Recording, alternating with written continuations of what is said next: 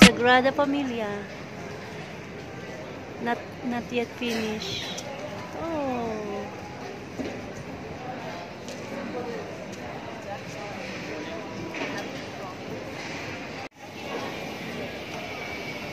Yan.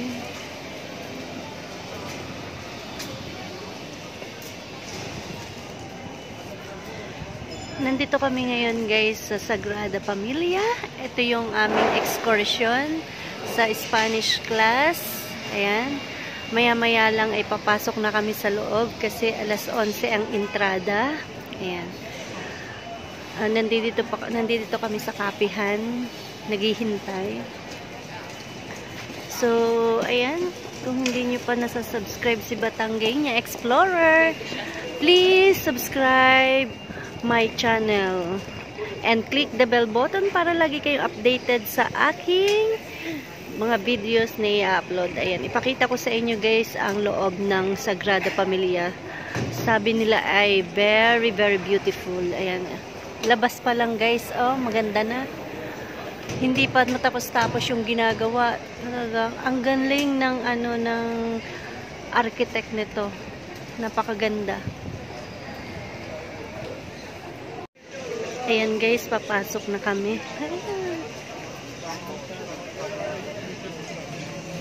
Mga kaklase ko, nasa unahan.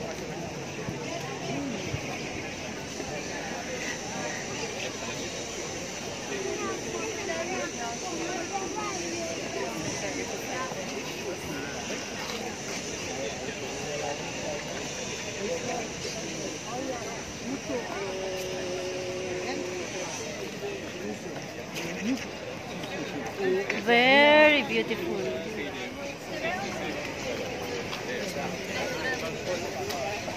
A ver, ¿dónde está Diana? Diana, ¿puedes hacer una foto? Sí, sí, sí. ¿Qué más aquí? Diana, aquí. Lina. ¿Dónde está Lina?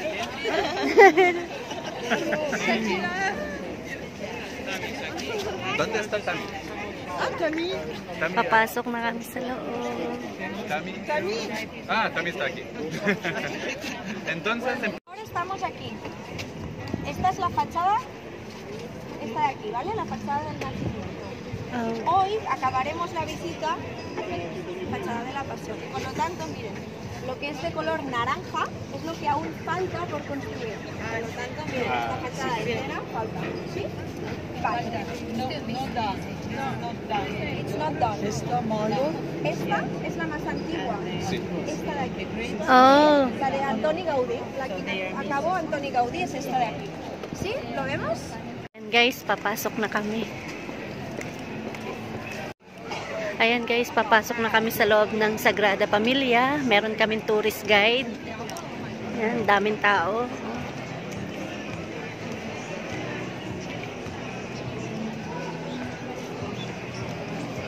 Oh my God, ang ganda. Grabe guys, ang ganda.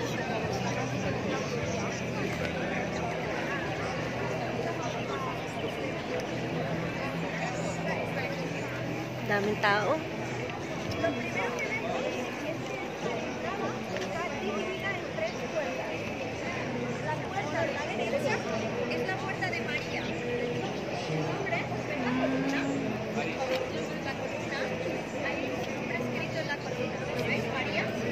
Sí.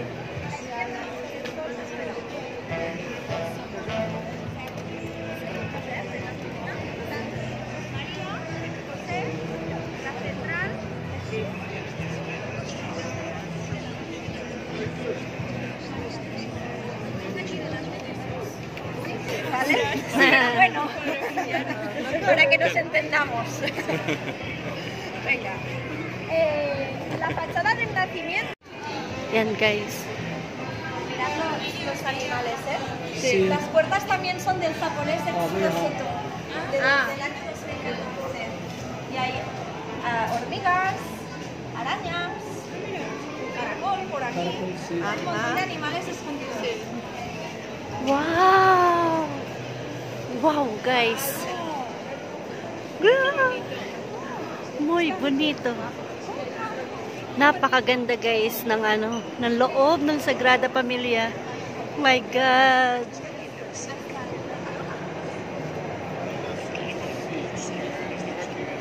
Alam nyo guys, isa sa pinakasikat na arkitekto sa buong mundo ang gumawa nito.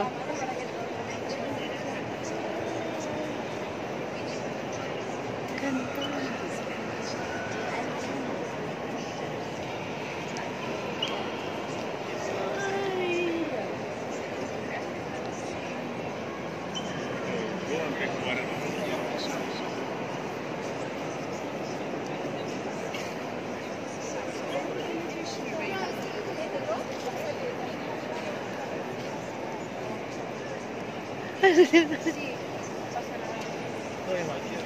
Estamos aquí, delante, recto. Hola. Daming tao.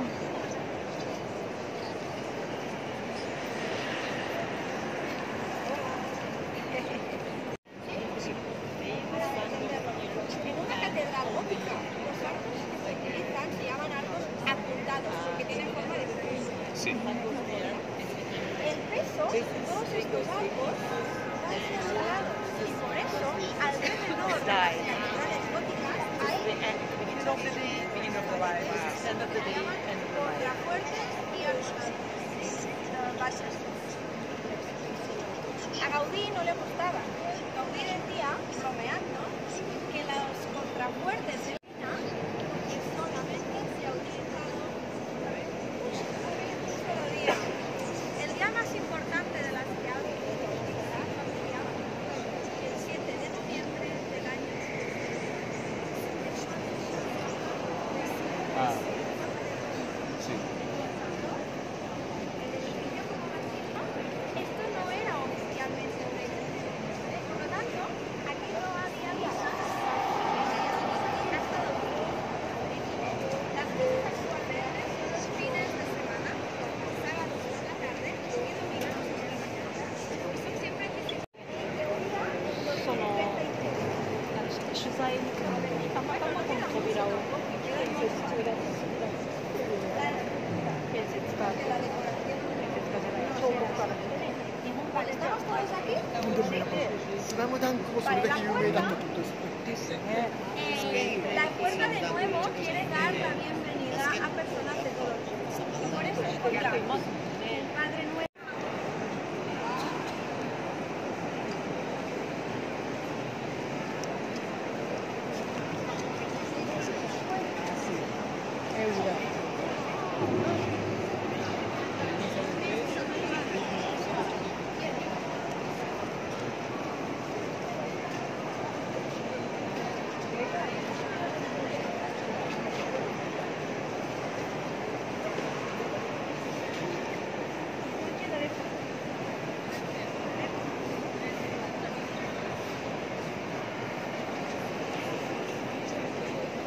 Si se fijan, las columnas son diferentes.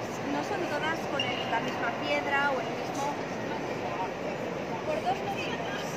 Dos razones. El primero es para crear texturas diferentes. Porque normalmente en un bosque hay árboles, flores diferentes. La segunda razón es estructural. Dependiendo del peso que aguanta cada columna, hay una piedra u otra.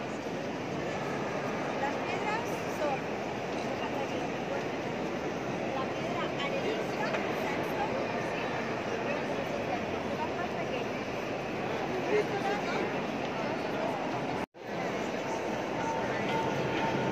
75 meters daw yan guys.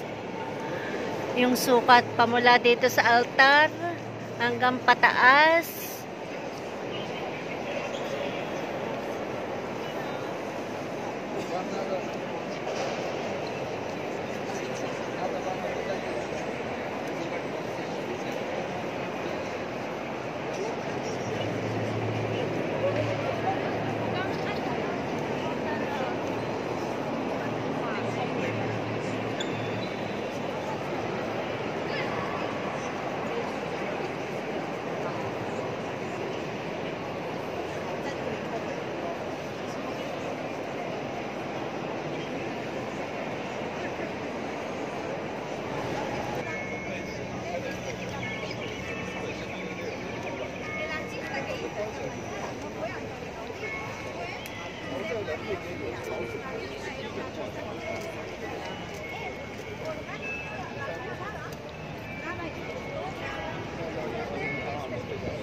雞叫之前3次不認字。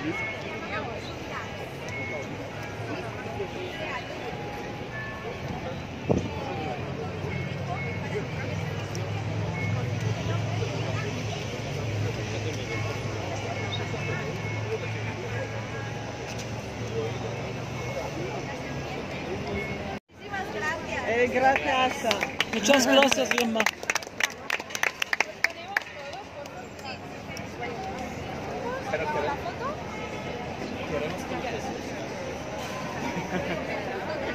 Arriba. ¿Dónde están las escaleras? Vale, guys, natapos na yung pag-tour sa amin. Ayan, oh. Tapos na, lalabas na kami. Napakaganda. Napakaganda guys. Napakaganda ng loob.